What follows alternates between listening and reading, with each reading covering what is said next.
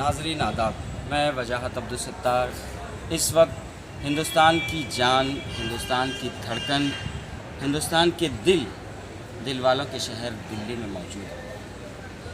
आप जानते हैं कि दिल्ली एक तारीख़ी शहर है।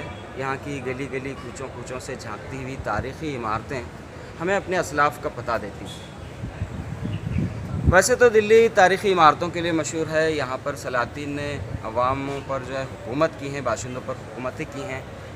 यहाँ पर कुतुब मीनार है, लाल किला है, लाल किले और कुतुब मीनार के लिए मशहूर है। उसी तरह यहाँ पर तूतिए हिंद हज़रत अमीर खुसरो की आरामगाह है और उसी तरह यहाँ पर जिसको कहा जाता है कि शहंशाह हिंदुस्तान हज़रत निज़ामुद्दीन औलिया की आखिरी आरामगाह भी यहाँ पर मौजूद है। लेकिन दिल्ली शहर एक और हैसियत से भी जाना जाता है। कहते हैं कि दिल्ली में एक ऐसा शख्स भी बसता है जो लफ्ज़ों पर दम कर देगा तो शायरी में जान आ जाती है। जी हाँ दोस्तों,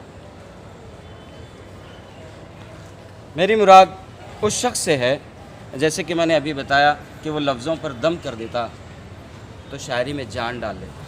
कहते हैं कि 27 दिसंबर 1797 को मिर्ज़ा अब्दुल्ला बेग और इज़्ज़तुन्निसा बेगम के घर में एक मौजज़े का जन्म हुआ।